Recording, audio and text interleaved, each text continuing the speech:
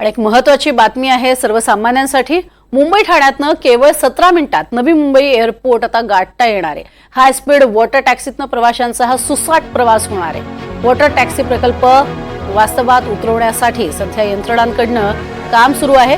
एकीकडे मुंबई नवी मुंबई दरम्यानचा प्रवास आणखी गतिमान होणार असला तरी सामाजिक कार्यकर्ते आणि अभ्यासकांनी मात्र वॉटर टॅक्सी हा प्रकल्प यशस्वी होईल का याबाबत प्रश्नचिन्ह उपस्थित केलंय।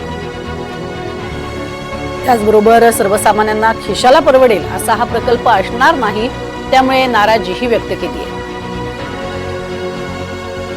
वॉटर टॅक्सी हा प्रकल्प अतिशय महत्त्वाकांक्षी प्रकल्प आहे आणि तो लवकरात लवकर सुरू व्हावा यासाठीचे प्रयत्न होत आहेत। याचाच आढावा घेतलाय आमचे प्रतिनिधी देवेंद्र कोल्हटकर यांनी।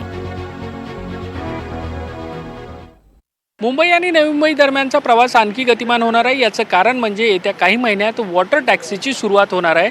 या वॉटर टॅक्सी संदर्भात संबंधित यंत्रणा ज्या आहेत त्या चाचपणी करताना आपल्याला पाहायला मिळतात आहे। केंद्रीय मंत्री नितीन गडकरी यांनी नुकत्याच विधानसभा निवडणुका पार पडल्या। या निवडणुकांच्या प्रचारादरम्यान वॉटर टॅक्सीची मुंबई आणि नवी मुंबई दरम्यान सुरुवात केली जाणार अशा पद्धतीची घोषणा केली होती। आपल्याला माहिती आहे की नवी मुंबईमध्ये विमानतळाचं काम जे आहे ते प्रगतीपथावरती आहे। विमान उड्डाणाच्या चाचण्या देखील त्या ठिकाणी पार पडलेल्या आहेत, त्यामुळे याच वॉटर टॅक्सीच्या मार्फत विमानतळाला देखील जोडण्यात येणार आहे। त्याचसोबत ठाणे टू नवी मुंबई असेल किंवा नवी मुंबई टू मुंबई असेल अशा पद्धतीचा प्रवास मार्ग देखील वॉटर टॅक्सीच्या मार्फत सुरू केला जाणार आहे।